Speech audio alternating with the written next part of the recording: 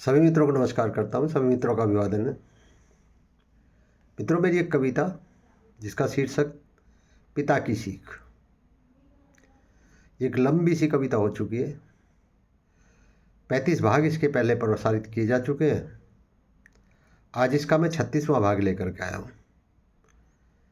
मित्रों, मेरी इस कविता में मैंने यह वर्णन करने का प्रयास किया है कि अपने पिता से मैंने विरासत में किन किन गुणों को पाया है, कौन कौन से गुण मुझे विरासत में अपने पिता से प्राप्त हुए हैं और कौन कौन सी शिक्षा मेरे पिताजी ने मुझे दी है।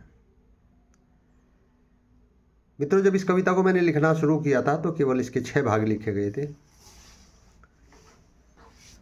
लेकिन ये कविता आप लोगों को बहुत पसंद आई तो 6 से इसके बढ़कर के भाग 15 हुए, 15 से 21 हुए, 21 से 30 हुए, 30 से 35 हुए और अब 35 से बढ़कर के इसके 38 भाग हो चुके हैं। आज 36वां भाग लेकर के मैं आपके सामने प्रस्तुत हुआ हूँ। मेरे पिताजी अक्सर कहा करते थे कि इस दुनिया में सबसे बड़ा यदि कोई बलवान है तो वो समय होता है, और इस संबंध में मैंने यही बताने का प्रयास किया है। जो मैंने अपने पिता से सीखा मैं आपके सामने रखता हूँ। तो प्रस्तुत है पिता की सीख, भाग 36। कविता कुछ इस प्रकार थी। हमने सीखा है पिता से, श्रम करे और जीत ले जग। हमने सीखा है पिता से, श्रम करे और जीत ले जग। श्रम किया बेकार जग में यूं कभी जाता नहीं है। हमने सीखा है पिता से। अब इसका 36वां बंद आपके सामने प्रस्तुत करता हूँ। हमने सीखा है पिता से, समय ही सबको नचाता। हमने सीखा है पिता से, समय ही सबको नचाता।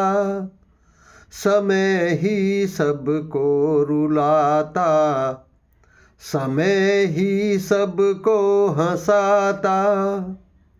ये मित्रों, आपने महाभारत में देखा होगा, जब भी किसी एपिसोड की शुरुआत होती थी तो स्टार्टिंग में आता है मैं समय हूँ।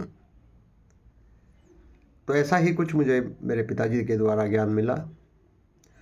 समय ही सबको रुलाता, समय ही सबको हंसाता। राजा हो चाहे रंक हो, कोई भी समय से बच नहीं पाता। राजा हो चाहे रंक हो, कोई भी समय से बच नहीं पाता। समय ने किसी का न अहम छोड़ा, समय ने किसी का अहम छोड़ा। इससे कोई नाता नहीं है, हमने सीखा है पिता से। मित्रों, कैसी लगी कविता कमेंट बॉक्स में आकर के ज़रूर बताएं। यदि अच्छी लगी तो कविता को लाइक शेयर कर देना, हो सके मेरे चैनल को भी सब्सक्राइब कर देना। बहुत बहुत धन्यवाद। मिलते हैं इसके अगले भाग में।